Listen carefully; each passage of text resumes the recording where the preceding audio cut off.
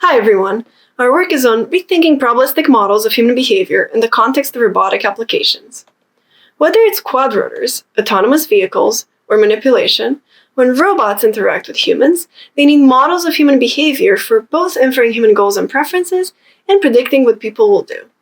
In such interactions, robots typically assume that human goals or preferences are captured via some reward function r, defined on trajectory xi, via features of the trajectory phi. For example, things like distances to obstacles or efficiency. This reward is typically parameterized by theta, which are weights encoding linear trade-offs between the features, or even weights in a neural network.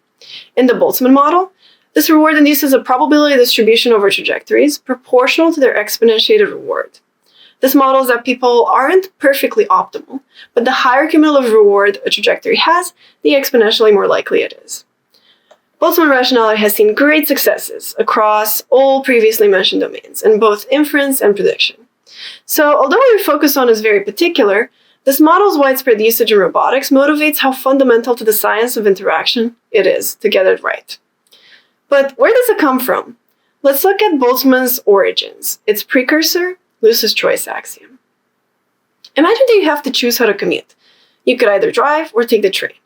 In your mind, each option has a value. Perhaps you prefer taking the train, so its value is larger than the car's. Luce's axiom simply states that each option will be chosen with probability proportional to its value. If we further assume that each option has some underlying reward, the Luce-Shepard choice rule assigns it a probability exponentially increasing with its reward. Both formulations are pretty simple and intuitive. However, they suffer from a subtle yet fundamental shortcoming. Suppose that you don't have a preference for driving or taking the train. Then naturally, Luce would predict equal probability for both options. Now, if you have to choose between two cars that only differ in their color and the train, Luce predicts equal probabilities once again. Lastly, imagine 100 of the same car and one train. The more cars are available, the less likelihood is assigned to picking the train. That seems wrong. This simple example showcases the fundamental issue with these options, these models, called the duplicates problems. Should the addition of these duplicate cars reduce the other option's probability by that much? Now, what does this have to do with robotics? Do we even have duplicates in robotic tasks? It turns out not quite, but what we have is a lot worse. Let's have a look at a task where we might want to use such a model to infer the human's preferences. Imagine we have a person demonstrating a trajectory to the robot for how they prefer to do manipulation tasks, like carrying a cup. To apply the Boltzmann model, we assume that out of the space of all trajectories, the person prefers some over the others, and that influences their choice. Here's a simplified representation of that on the bottom. Boltzmann, as an extension to Luce-Shepard to continuous spaces, values each trajectory in proportion to its exponential reward against the alternatives. Now, in continuous trajectory spaces, which are typical to robotics problems, we don't really have duplicate options. But we have a continuum of options with varying degrees of similarity to each other. Nothing is a duplicate, but everything is more or less similar to everything else. This is why we think that the Boltzmann model is a naive generalization of the Luce axiom to continuous spaces. Our insight is that we need to rethink how to generalize the Luce axiom to trajectory spaces and account for how similarity in the trajectories should influence their probability.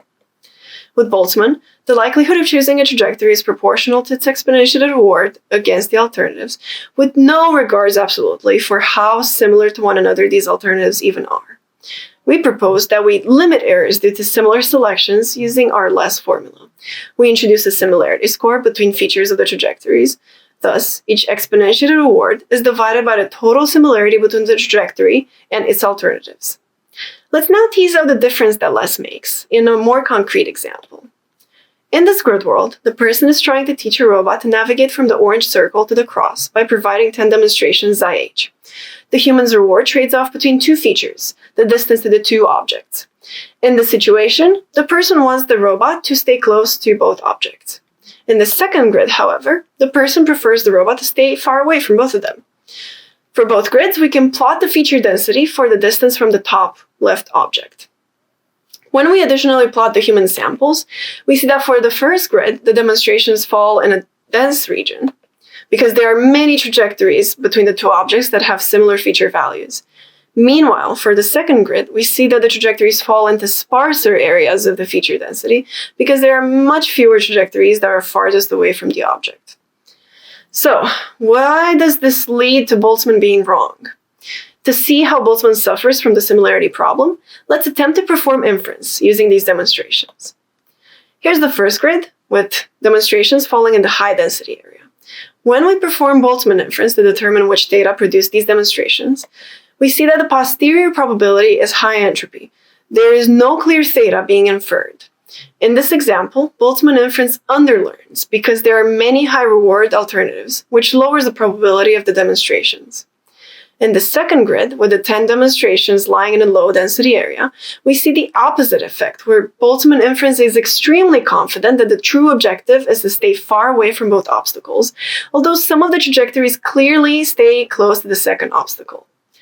It turns out that in this example, Boltzmann inference overlearns, because observing such rare demonstrations seems like some extraordinary occurrence. Even worse, the Boltzmann inference learns much more from these 6 trajectories that lie in the lowest density area, essentially ignoring the other 4 trajectories that lie in a slightly denser region. In summary, Boltzmann, by being sensitive to feature densities, can under- or overlearn. Now, how does LESS solve this problem? The way it does so is by flattening the curve, regulating the effect that similarity between trajectories has on their probabilities of being chosen. The result is that in the first grid, LESS confidently identifies the ground truth because it doesn't underlearn, whereas in the second grid, LESS doesn't overlearn and recognizes that the trajectories give evidence for 2 objectives. Armed with this intuition behind our model, we put it to test in a mechanical Turk experiment with real people, grid world simulations, and a real-world, high-dimensional scenario with a robotic manipulator and real human demonstrations. First, we checked if people choose trajectories based on LESS or on Boltzmann. We ran a mechanical Turk study with 80 people, split into 2 groups. The task was to teach a robot how to navigate while using the least number of tiles and avoiding the obstacle. In the control group, the participants saw 2 equally good trajectories, left and right, and 1 bad one. This gave us control proportions of left versus right trajectories being chosen. In the experimental group, we added 2 right trajectories, very similar to the original one. Here we show the predicted proportion of left versus right choices using Boltzmann and LESS, respectively, as well as the observed proportion in the experimental trial with a dotted line. Our main observation in this experiment is that the Boltzmann proportion prediction is significantly different from the observed, whereas LESS proportion predictions provided tighter equivalence bounds to the observed. Now, if people do act more like LESS than Boltzmann, how much does this impact the robot's reward inference when using this model?